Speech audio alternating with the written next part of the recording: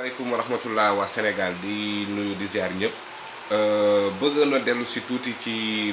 élection yi nga xamante ne ñu ngi koy dëgmal suba incha allah di dimanche élection yooyu noonu nekk na élection yoo xamante ne vraiment quoi que l'on puisse dire on se dirige droit vers une contestation électorale loolu li ko waral mooy processus électoral bi dafa entaché de vices du début jusqu'à la fin. te li ko waral mooy carte d'identité biométrique yooyu nga xamante ne jël nañ ci l'argent du contribuable 52 milliards def ko ci def 52 milliards te peuple bi nga xamante ne mooy le peuple sénégalais te nga xamante ne naqaram ak ay coonoom amul beneen recours peuple la boo xamante ne du utiliser recours à la violence pour faj meram li muy fajee meram mooy cartam boobu noonu kooku boo xañee 30% de la population ñu am seen carte nationale d'identité pour mën a dem exercer seen droit de vote loolu day doon loo xamante ne c'est très compliqué ci dëkk bu mel ni Sénégal mais au-delà de ça nga xamante ne buñ ne problème am na dañuy jéem a trouver une solution alors solution bi nga xamante ne dirigeants yi moom lañ trouver ci problème bii nii c'est une fausse solution à un vrai problème naka la ko mën a expliquer nee nañu léegi ci wàllu vote bi mën nañoo utiliser ay passeport mën nañoo utiliser yeneen documents yu dul carte nationale d'identité ak carte électeur pour mën a voter alors loolu dafa nekk une violation flagrante du code électoral benn parce que code électoral moom moo ne bu ñuy lire à partir de l'article L53 jëm kaw mu ne kenn mënuta voter te yoroo carte nationale d'identité ak carte électeur alors carte nationale d'identité ak carte électeur dañ ko boole ci benn carte muy carte biométrique boobu noonu donte Sénégalais yu bëri jotuñu seen carte mais la loi est dure mais c'est la loi xëy na defar wala boo bëgg Sénégalais yi dans l'écrasante majorité moom moo ci dugal ñenn ñi mais loi bu ñu koy defar ci ay réew c'est pour les respecter alors Sénégal nag mënuñu defar ay loi ba pare di ko jalgati te kan mooy jëkk a jalgati loi boobu noonu maanaam ki nga xamante ne moom moo dem ci conseil constitutionnel demander ko à ce que ñu voter ak ces genres de documents yi ma wax sànq donc le gardien de la constitution bu naree nekk ku violer la loi le protecteur de la constitution maanaam conseil constitutionnel war nekk complice ci violation loi boobu il y a de quoi avoir peur dans ce pays parce que tamit ak lu mu mënti demee loi bi nga xamante ne moom la ñu voté à l'Assemblée nationale en tant que code électoral moom mooy gouverner processus électoral bi yëpp donc bu demee noonu ñu gis ne vraiment nga yore passeport nga yore récépissé ak yenn di xeetu documents yi pour mën koo voter code électoral dafa ne ñett loolu mënut a nekk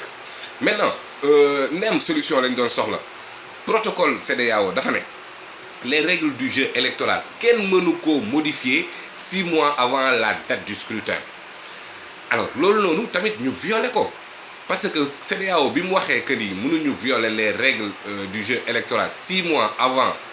daf ci teg ne sans consensus de la classe politique donc s'il y a consensus de la classe politique on peut modifier les règles du jeu même 24 heures s'il y a consensus mais ci wàll bii nii amul sax concertation bay am consensus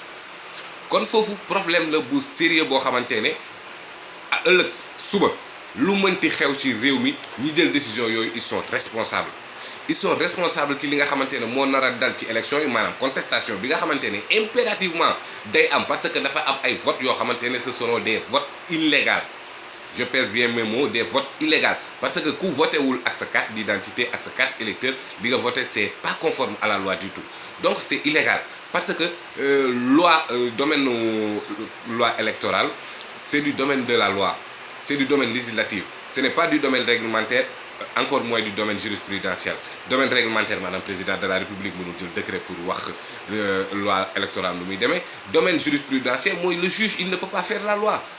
et fii nii conseil constitutionnel mais dafa mel ni benn organe buy defar loi boo xamante ne moom mooy wax non mais c'est un peu drôle parfois bu ñuy xool ci yenn évolution yi nga gis comportement bi nga xamante ne moom la dirigeants yi am ci problème bii nii parce que képp ku ne élection législative maanaam ña nar a toogal Sénégal ci pencum ndaw réew mi ñooñu légitimité bi ñu war a àndal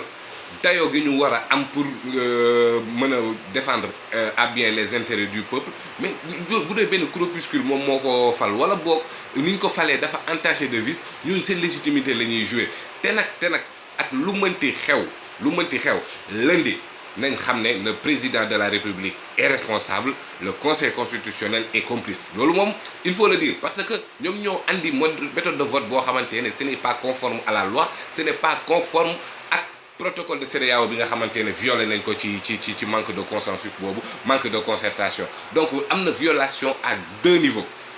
Le code électoral a été violé, le protocole de la CEDEAO a été violé. Donc processus électoral bu transparent mënu faa am loolu mu doon loo xamante ne dafay leer parce que tamit mën na jur ay jëye yu bëri, mën na jur ay problème yu bari ci réew mi te fi mu toll di wax dëgg yàlla taluñu ay yenn problèmes yi. Donc bu ñu xoolee loolu tamit malgré que il y a illégalité flagrante de la part du président de la République et de la part du Conseil constitutionnel nga xamante ne avis la joxe avis. Encore une fois bu ñu jéem a nësaxal xelu nit ñi naan Conseil constitutionnel dafa joxe décision parce que xam nañ décision mais peut-être que dinay joxe ay avis conforme yoo xamante ne day imposer wu erga omnes mais Conseil constitutionnel mënul joxe décision d'autant plus que moom ci boppam Conseil constitutionnel la tudd. boo demee beneen on a une cour constitutionnelle yeneen dëkk yi da ngay dégg ñu naan tribunal Conseil constitutionnel. Donc tribunal constitutionnel ak cour constitutionnelle ñooñu mën nañu joxe ay arrêté, mën nañu joxe ay décision mais conseil dañ koy laaj xalaatam kuñ la laaj conseil nag avis nga koy jox mën na jël mën na bañ a jël mais bu ñu jéemal na saxal xelu sénégalais yi naan dafa am ay conseil constitutionnel day faral di joxe ay décision yoo xamante ne day appliqué wu force de loi. Alors à principe que li nga xamante ne moom moo koy tax a jóg parfois c'est interpréter yenn loi yu obscure. Conseil constitutionnel loolu bokk na ci rôle am interpréter les lois obscures, beaucoup na ci rôle am aussi faut am vide juridique maanaam fi nga xamante ne loi waxu fa dara conseil constitutionnel joxe xalaat ne lii la ñu war a doxal mu bañ a doon déni de justice. Donc foo xamante ne nag loi bi existé na la loi électorale encore mieux loi bi leer nañ il y a aucune possibilité d'interprétation parce que dafa leer carte d'identité ngay andi ak carte électeur. Donc foofu noonu conseil constitutionnel amul lu muy interpréter, il n'y a pas de vide juridique sur ce point bien précis. Donc bu doon joxe avis boo xamante ne day conforme ak li nga xamante moom lañ koy doyee dafa waroon wax monsieur le président li nga bëgg mën na nekk naam mais demal assemblée nationale. loolu moom moo doon yoon bi assemblée nationale mooy domaine législatif moom moo mën a légiférer en matière électorale. Donc loolu noonu dafa am violation sur violation. kon ñu bañ a jaxase xelu sénégalais yi lépp lu xew lundi nañ xam ne scrutin la boo xamante ne en amont c'est illégal scrutin boo xamante ne yeggaguñ ci mais c'est manifestement illégal defaguñu ko mais leer nañu ne ñëpp que ni dina am vote yu bëri yoo xamante ne c'est des votes illégaux. Donc scrutin bi ci boppam day entaché de vice te dégg naa forum du justiciable ne dañuy def recours en annulation et ils ont raison parce que c'est pas conforme ak li nga xamante ne moom mooy suñu législation en vigueur. Mais bref li nga xamante ne président de la république ak conseil constitutionnel def nañ ko ci kaw jaay doole wala ñoo yor pouvoir ak lu mu mën ci demee jàll na. Donc nañu xool perspective yi nga xamante ne moom la législative parce que ni ma ko waxee woon sànq élection législative dafa am solo ci réew. Donc jarul ñu koy négliger wala ñuy nañ fexe xool donte loi yi ñu fiy defar nag day firndeel lii day firndeel ne loi yi xëy na amul njëriñ bu baax parce que bu ñu defaree loi ki nga xamante ne mooy gardien de la constitution moom ci boppam dem daal di ko violer ak ki nga xamante ne moo war a protéger constitution bi muy conseil constitutionnel ñooñu daal di violer keneen ku violer ci réew bi lu ñu koy wax bu ñu defaree ëllëg ak si biir yeneen dirigeants ñëw violer lan la ñuy wax. Moo tax yenn yi dafa baaxul ñu koy bàyyi muy prospérer ci réew parce que day jur yoo xamante ne après doo xam fu muy teeri jee président de la république en complicité du conseil constitutionnel bu ñu violer la loi électorale mais suba keneen ku violer la loi lan lañ ko mën a wax dara. Il faut que l'on arrête parfois tamit xam ne bu ñu defaree loi ci réew ñëpp respecté ko ñëpp tënku ci. Bon élection yi mi ngi dem ñu xool ne Sénégal depuis 1960 ba léegi président bu ñu fi fal jox nañ ko une écrasante majorité à l'Assemblée nationale. Parce que pour man arnaque la escroquerie politique la nga am l'exécutif maanaam ñu fal la président de la république nga ne jox leen ma assemblée nationale pour mu mën a gouverner. Pour man loolu escroquerie mënu koo gën a rëy parce que ça n'a rien à voir. Quel est le rapport entre man maay exécuter mais pour ma exécuter bu baax foog ngeen jox ma assemblée nationale. Mais loolu c'est quoi cette réalité scandaleuse? assemblée nationale mooy lieu bi nga xamante ne fa la ñuy légiférer lépp lu ñëw baax pour askan wi député yi dañ koy voter lépp loo xamante ne baaxul pour askan wi député yi dañ koy bañ a voter loolu quelle que soit leur appartenance politique quelle que soit leur coloration politique loolu moom moo war a nekk lii seen principale préoccupation est-ce que c'est conforme à l'intérêt du pays oui ou non pour voter mais pas parce que fii laa far wala fële laa far naa voter am déet parce que day andi des députés du parti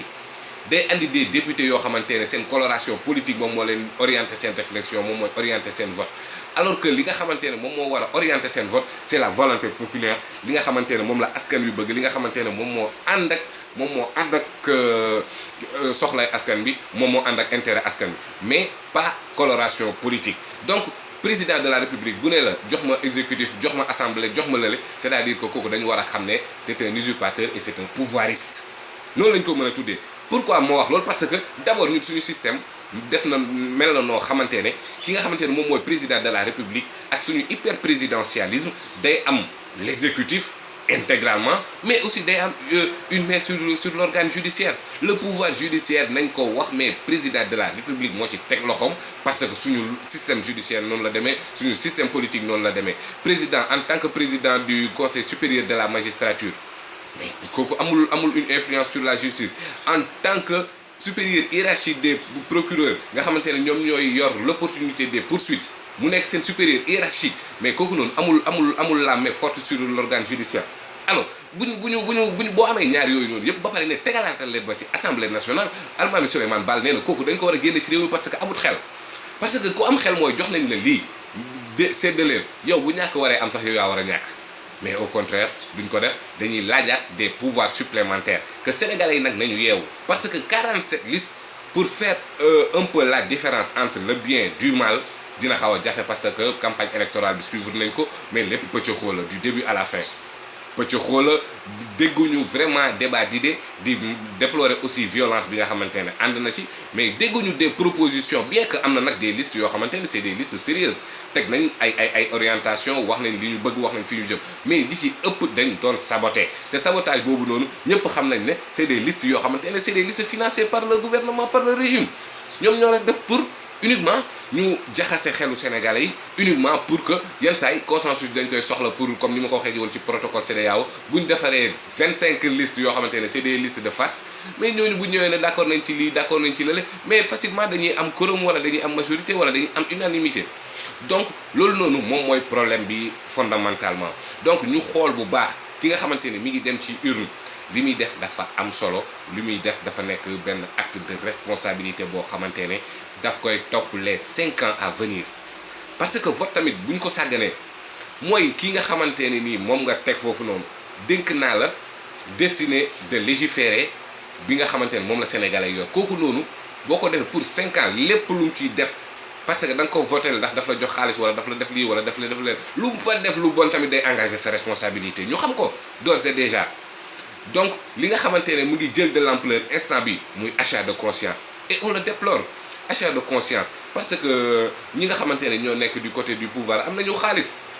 boo amee xaalis nag mën nga jënd xar boo amee xaalis mën nga jënd nag mais loo mënti yor ci àdduna waroo mën a am jëgu nit parce que la conscience humaine n'a pas de prix te nit ñi seen conscience waruñ koo foye nit ñi waruñoo am prix donc nit ñi seen bopp ñi nga xamante ne moyennant de l'argent parce que man parfois damay dégg homme politique yi bon mos naa dégg sax le président Macky Sall wax ko mu ne ku leen jox xaalis jël leen seen xaalis la mais boo leen demee def leen lu leen neex mais pourquoi ku la jox xaalisu askan wi xaalis boo xamante ne kii nii lii liggéeyu ko moomu ko nga ne da nga koy jël mais sàcc nga yoon ne moom parce que ki nga xamante ne leer na leen lii mu yor nii liggéeyu ko alalu askan wi la jël ko jox la ko nga jël ko prétexte que après damay dem defi li ma neex def nga yow ñaari problème parce que moom mi nga xamante ne sàcc jox na la complice nga ci moom waaye dem defi li la neex tamit wax nga lu dul dëgg donc sénégalais yi nañ xam le sens de la responsabilité bi nga xamante ne moom la ñu àndal li nga xamante ne moom moo xew nar a xew suba lépp lu ci mënti am responsabilité sénégalais yi la parce que ña fay ne ñoom ñoo leen fay teg mooy récépissé nga voté wala carte d'identité nga voté mais yaa leen fay teg donc na nga jël sa propre responsabilité te xam ne ki nga xamante ne moom mooy ki yore exécutif bu la nee jox ma l'organe chargé de me contrôler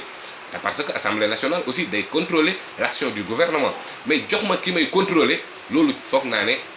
wax gënu ko ñàkk xel nit ki kay laaj gënu ko dara gënul malsain loolu noonu parce que yow bi nga xamante ni yaay jiite yow mi nga xamante ni yaay exécuté li lay contrôler yow sax da nga war a nangu mu doon lu indépendante. Alors pendant d'indépendante aussi y a des listes yoo xamante ne ñu ngi tuddee seen bopp ay listes indépendantes uñ demuñu bay indépendante moo tax ma ne na Sénégalais yi def très attention ci li nga xamante ne moom mooy vote bi parce que am na liste yoo xamante ne ñoo leen financé ne leen ñu dem jaxase élection yi bu dee am na ay électorat flottant ñu mën koo jëlaale et cetera au détriment de l'opposition loolu rek moom moo ci am donc ñu xool bu baax ñi nga xamante ne ñoom la ñuy voter bugguma citer de nom bugguma citer de liste mais am na ñoo xamante ne boo déglee sénégalais am na xel kenn ëppul kenn xel bu ñu dégloo dinañ xam yan ñooy les propositions justes yan ñooy les propositions honnêtes yi nga xamante ne d'honnêtes citoyens def nañu ko ci ay liste ndawi askan wi par exemple joyanti et cetera c'est des listes yoo xamante ne très sérieuses teg nañ ay projet teg nañ ay programme parce que tamit député day am programme ñu bëri dañuy naan ay woy programme c'est-à-dire buñ jaxase programme député ak programme exécutant maanaam présidentiel mais député day am programme naan bu ma demee lii ak lii bëgg naa ko fa taxaw kon am na ñoo xamante ne teg nañ ay programme yu sérieux teg nañ ay propositions yu sérieuses sur la table donc ñu xool li ñuy def bu baax bu duggee ci mbañ gàcce gi kon donte noonu lañ koy tuddee mbañ gàcce ñu xool bu baax kañuy votel ak sénégalais bi nga xamante ne d'ici les 5 ans moom mooy présider à la législation di def loi di contrôler l'action du gouvernement ñu bàyyi ci loolu xel bu baax a baax te tamit ñu bàyyi xel que ni lépp loo xamante ne violence ñi ko fi def du dara lu dul ñi fi nekkoon il y a 60 ans tey ñooy tudd Manko suba ñooy tudd Berdon ginnaaw suba Tasaaro c'est les mêmes personnes ñooñu noonu nag wax dëgg yàlla yóbbuwaat leen assemblée nationale dama foog ne loolu c'est une haute trahison parce que ñi nga fi ne depuis 1960 il y a aucune rotation des élites ci côté boobu noonu mais nañ leen dindi tegee fële te une assemblée de rupture une assemblée forte mënuñu ko am tant que amuñu des députés responsables et engagés des députés patriotes yoo xamante ne lépp luy intérêt Sénégal li ñuy jiital Sénégal gis nañ fi certaines richesses pétrole zircon et cetera gaz mais yooyu noonu yëpp ça doit passer par une gestion vertueuse gestion boobu noonu nag lépp lu koy contrôler mooy l'Assemblée nationale donc bu ñuy voter nañu xam lan la ñuy voter ak kan la ñuy voteel te ñi war xam ne suñu responsabilité moom moo ci engagé que le Sénégal sortira vainqueur de tout ça et que donte am na ay contestation déjà te élection bi amagul donte am na ay irrégularités yu bari nañu fexe def le maximum ba lépp xew ci jàmm mbiri jeex ci jàmm ñi nga xamante ne ñoo toogal Sénégalais ci Assemblée nationale nekk ay nit ñu responsable encore une fois may préciser que ni mënoo jox nit exécutif ba pare nga ne da nga koy joxaat Assemblée nationale bi may contrôler te yor na judiciaire encore donc li nga xamante ne moom mooy message bi ma bëgg a lancer c'est-à-dire que nañu fexe ba pouvoir yi am équilibre ñi li yor nañ exécutif ñii nañ yor législative judiciaire bi ñu combattre pour mu am indépendance foog naa ni loolu moom moo am solo donc que ñi nekk du côté du pouvoir di concocter jox leen ma majorité buñ la joxee majorité ak buñ la joxul majorité yépp c'est le président de la République qui définit la politique de la nation donc une cohabitation n'est pas possible au Sénégal encore moins blocage institutionnel bu ñu fexe nag jàppee nit ñi ñu baax jàppee seen bopp ñu baax jàppee nit ñi ay lu kenn xamul parce que ñi nekk Benno Bokk Yaakaar ils ne sont pas plus intelligents que ñi nekk coalition gagnante wala ñi nekk ndawu askan wi wala feneen ak feneen donc képp koo xamante ne Sénégal moo la tax a jóg amoo benn intérêt pour di bloquer le fonctionnement normal des institutions te ñi nga xamante ne ñoom ñooy les députés les futurs députés c'est des gens responsables c'est des gens yoo xamante ne war nañ suffisamment aguerris ak mais lu mu mënti demee ils vont refléter la volonté du peuple sénégalais et je pense que c'est très important refléter la volonté du peuple sénégalais. Donc peuple sénégalais bi lépp lu nga xamante ne moom la assemblée di def ëllëg moom moo koy choisir bu dee ñu bon la ñoo koy choisir bu dee ñu baax la ñoo koy choisir. Donc les meilleurs choix sont là. Le Sénégal a des ressources humaines immenses. Il y a des hommes valeureux parmi les 47 listes dont il y a, mais il y a des hommes très valeureux. Nous baillons ci lolu xel ba paré dem vers des échéances paisibles et vers une assemblée forte et respectée par des députés responsables et engagés. Merci beaucoup, jërë ngeen jëf.